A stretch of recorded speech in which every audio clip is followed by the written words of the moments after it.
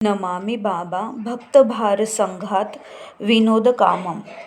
मैंने श्री प्रसाद जी का उत्तर उनके ही शब्दों में ऊपर दे दिया है। प्रभु अपने भक्त को निराश तो करते नहीं। अतः उसी दिन परम पूज्य बाबा की असीम कृपा से शाम तक अटारी चेक पोस्ट से फ़ोन द्वारा खबर आई कि कार के दो पार्ट्स के बीच की जगह नापने में तथा उनके औचित्य को जांचने में गुप्त कक्ष और ट्रेजर मिल गया है, जिसमें 10 लाख के सोने का छड़ है और 10 लाख के भारतीय करेंसी है।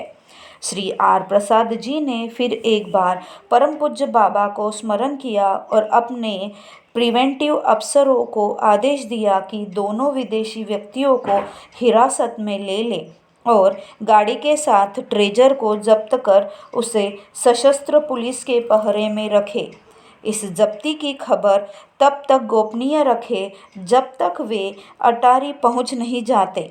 ऐसा आदेश दे वे अपने दफ्तर से निकल बिना किसी को इस विषय में कुछ बताए सीधे एरोड्रम गए और हवाई जहाज़ से अमृतसर पहुंच यहाँ से कस्टम्स के असिस्टेंट कलेक्टर को साथ लेकर कार से अटारी रातों रात पहुंच गए। वहां पहुंच श्री प्रसाद जी ने उसी रात अपने प्रिवेंटिव अफसरों से सारी जानकारी ले एक प्रेस कॉन्फ्रेंस बुला प्रेस रिप्रेजेंटेटिव को इस गाड़ी की तलाशी, उसमें पाए गए सोने के छड़ और करेंसी नोटों की जब्ती तथा उन दोनों विदेशी सज्जनों की गिरफ्तारी के विषय में सारी जानकारी दे दी। रातों रात यह समाचार बिजली की तरह हर प्रेस वालों ने छाप दिया। सुबह होते ही यह समाचार पूरे भारत में सबों को मालूम हो गया।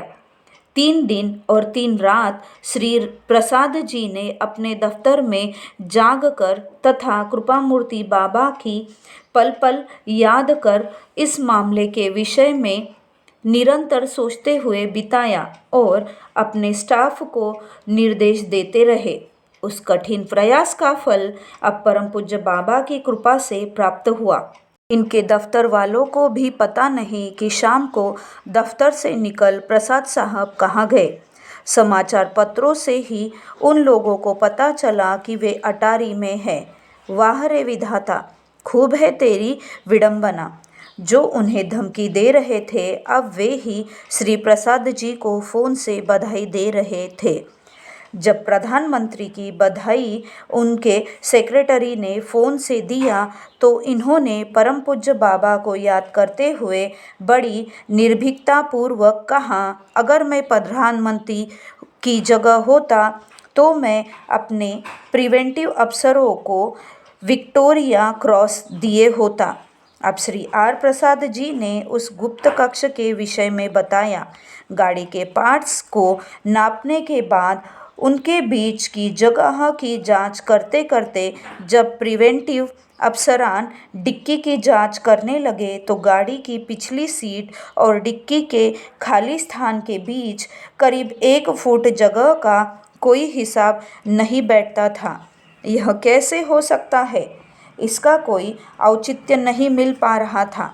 स्वभावतः गाड़ी की पिछली सीट और डिक्की के बीच लोहे का एक थोड़ा मोटा चदरा होना चाहिए था, न कि 1 फुट ठोस या खोखला स्थान। इस जगह के औचित्य के बारे में जब कोई निर्णय नहीं हो सका तो प्रिवेंटिव अफसरों ने गाड़ी की पीछे वाली सीट खुलवा कर बाहर कर दी। अब सीट के पीछे वाला लोहे का चदरा जो डिक्की और सीट के बीच था सामने आ गया। इस चदरे में छोटे छोटे वर्गाकार प्लेट बने हुए थे और उन प्लेटों पर ऊन जमाया हुआ था। प्रिवेंटिव अफसरों ने उस चदरे पर के ऊन को एक तरफ से खरोच कर हटा दिया।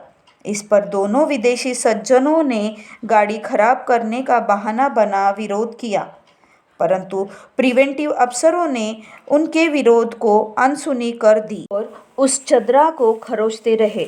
इतने ही में एक प्रिवेंटिव अफसर को चदरे के एक प्लेट में एक बहुत महीन छिद्र दिख पड़ा और उन्होंने उस छिद्र में एक महीन तार घुसाकर देखना चाहा कि यह जगह खोखला है या ठोस। तार घुसाते ही चदरे का वह वर्गाकार प्लेट हिल उठा। यह देख सभी प्रिवेंटिव ऑफिसर चौंक उठे। तार पतला और लचीला होने के कारण अधिक अंदर तक नहीं जा सका और दबाव देने पर मुड़ गया। अब उनमें से एक ने एक पिन लेकर एक छिद्र में घुसाया और पिन को दबाया। पिन को दबाना था कि वह वर्गाकार प्लेट चदरे से अलग हो नीचे गिर गया। उस पर उन अफसरों ने उस विदेशी सज्जनों से पूछा कि वह क्या है। उस विदेशी सज्जन का उत्तर बहुत ही साफ और स्पष्ट था कि now you got the treasure you were searching for. यही वह गुप्त कक्ष था जो 1 फुट गहरा था। अब जब उसके अंदर से सामान निकाल कर देखा गया तो उसमें 10 लाख के भारतीय करेंसी नोट्स थे, जिसको पाकिस्तान में बदलने से बहुत अधिक मूल्य मिलता। उस गुप्त कक्ष के मुंह पर सबसे पहले एक छोटा सा टॉर्च मिला। प्रिवेंटिव अफसरों की समझ में नहीं आ रहा था कि वहाँ यह टॉर्च क्यों रखा था। अतः उन अफसरों ने उस विदेशी सज्जन से पूछा कि यहाँ यह टॉर्च क्यों रखा है। तो उन्होंने बताया कि उस गुप्त कक्ष के अंदर अंत में एक आईना फिट है और जब आप टॉर्च जलाकर देखेंगे तो इस गुप्त कक्ष में रखी छोटी से छोटी चीज़ भी साफ साफ दिखाई पड़ेगी। कस्टम्स के अफसरों ने फिर पूछा कि इस गुप्त कक्ष की चाबी कहाँ है, तो उसने बताया कि उसकी चाबी पिन ही है। अब इन नोटों की सूची तैयार कर प्रिवेंटिव अफसरों ने उन विदेशी सज्जनों से पूछा कि इस गाड़ी में ऐसे कितने गुप्त कक्ष है, साफ साफ बता दे, वरना अब हम लोगों को पूरा अधिकार है कि इस गाड़ी के हर पार्ट को चूर चूर कर जांचें। इसके उत्तर में उस विदेशी सज्जन ने कहा कि इस गुप्त कक्ष के समांतरन ही एक और कक्ष है और वह भी इसी पिन से खुलेगा। उसको खोलकर देखा गया तो उसमें कई सोने के छड़ थे, जिसका मूल्य भी 10 लाख था, जिसे दोनों विदेशी सज्जन अवैध ढंग से पाकिस्तान लिए जा रहे थे। उन विदेशियों ने बताया कि इन 2 गुप्त कक्षों के अलावा और कोई गुप्त कक्ष उस गाड़ी में नहीं है। जांच करने पर बयान सत्य पाया गया। यह गाड़ी अमेरिकन थी।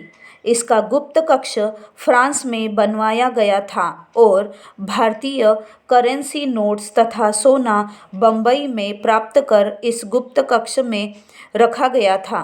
इस केस को बताने के बाद अंत में उन्होंने कहा कि with firm and implicit faith in Almighty and my supreme guide, I started working out this case, especially when these foreigners left Delhi in haste for Atari.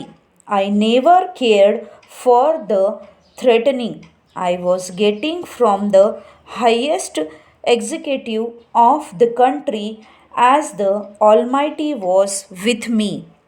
वैसे यह केस तो बहुत लंबा है, इसीलिए अब मैं इसे संक्षिप्त रूप में लिख रहा हूँ। जो व्यक्ति इस केस में पैरवीकार या जमानतदार बनकर आए सभी गिरफ्तार हुए। दोनों अभियुक्तों को सजा हुई, जो परम पूज्य बाबा की कृपा से सुप्रीम कोर्ट से भी बरकरार रहा। इस पूरे केस के दौरान श्री आर प्रसाद जी पर नाना प्रकार का दबाव तथा धमकी दी गई, परंतु वे एकमात्र परम पूज्य बाबा पर भरोसा रख कठिन से कठिन परिस्थिति में भी सदा अडिग बने रहे और पूज्य बाबा ने कृपा कर इस केस में कदम कदम पर इनको सफलता दी। आनंद मार्ग में आए अब तक इनको मात्र 2 वर्ष हुआ था, परंतु पूज्य बाबा में इनका विश्वास सराहनीय ही नहीं अपितु अनुकरणीय है। शुरू से ही इनका जीवन बहुत व्यस्त रहा है और दिल्ली में रहते हुए तो इनकी व्यस्तता इतनी बढ़ गई थी कि अपने घर में परिवार के सदस्यों से भी कुछ समय के लिए बात करने का अवसर शायद ही मिल पाता था। फिर भी परम पूज्य बाबा इन्हें निरंतर याद रहते थे। इसमें किसी तरह की कमी नहीं आ पाती थी। अपनी व्यस्तता के बावजूद भी वे मार्ग का प्रचार तथा अन्य कार्य कर ही लेते थे। परम पूज्य बाबा तथा मार्ग के लिए इन्होंने अपने को पूर्ण रूप से समर्पित कर दिया था। सरकारी नौकरी से अवकाश प्राप्त करने के बाद तो इन्होंने अपनी सेवा पूर्ण रूप से मार्ग को समर्पित कर दी थी। श्री प्रसाद जी उत्तर प्रदेश में बरेली के रहने वाले हैं। इनका परिवार भारत के इने गिने कुलीन, संभ्रांत और अभिजात वर्ग के परिवारों में से एक है। वर्तमान बरेली शहर का लगभग आधा हिस्सा कभी इनके ही परिवार का था। इनके पूज्य पिताजी पंडित मोतीलाल नेहरू के समकक्षी कांग्रेसी नेता थे और चाचा जी सर किशन प्रसाद ICS अपने ज़माने के बड़े नामी और माने हुए कुशल प्रशासक थे। इनके सभी भाई भारत सरकार अथवा उत्तर प्रदेश के सरकार में ऊंचे ऊंचे पदों पर स्थापित है। नेहरू परिवार से इनके परिवार का बहुत ही घनिष्ठ संपर्क रहा है। इनकी पूजनीय माता जी जो हाल तक जीवित थी, उनको पंडित जवाहरलाल नेहरू स्वतंत्र भारत के प्रथम प्रधानमंत्री तथा उनकी पुत्री श्रीमती इंदिरा गांधी वर्तमान प्रधानमंत्री सदा चरण स्पर्श प्रणाम करते थे। स्वामी योगानंद जी से इनके पूज्य पिताजी का बड़ा ही निकट संपर्क था। इनके जीवन काल में स्वामी जी एक बार काफ़ी समय तक इनके यहाँ ठहरे थे। बैंक, एक्साइज, पुलिस, कस्टम्स तथा सेना जैसे विभिन्न विभागों में सफलतापूर्वक काम करने के कारण इनके स्वयं के अनुभव भी विशाल है। अनेक प्रकार के अनुभवों के साथ साथ इनमें कार्य करने की क्षमता भी अत्यधिक है। आपातकाल में आनंद मार्ग पर प्रतिबंध लगाने के बाद श्री प्रसाद जी को आनंद मार्गी होने के कारण गिरफ्तार कर तिहाड़ जेल में रखा गया, जहां कभी वे कस्टम्स एवं सेंट्रल एक्साइज के कलेक्टर होने के नाते विभागीय कानून के उल्लंघन करने वाले अभियुक्तों को भेजा करते थे। इसे सौभाग्य कहे या दुर्भाग्य कि आपातकाल में श्री प्रसाद जी की गिरफ्तारी दिल्ली में प्रधानमंत्री श्रीमती इंदिरा गांधी की कोठी पर ही हुई थी। श्री R प्रसाद जी बड़े ही मातृभक्त है।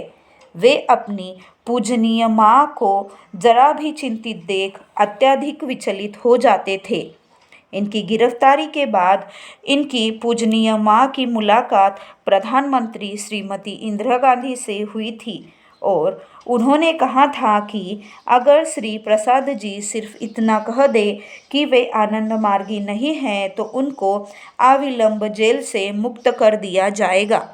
श्री प्रसाद जी की मां ने जब प्रधानमंत्री का यह संवाद उन्हें कहा तो इस प्रस्ताव को ठुकराते हुए उन्होंने कहा था कि मां, मैं ऐसा कभी सोच भी नहीं सकता।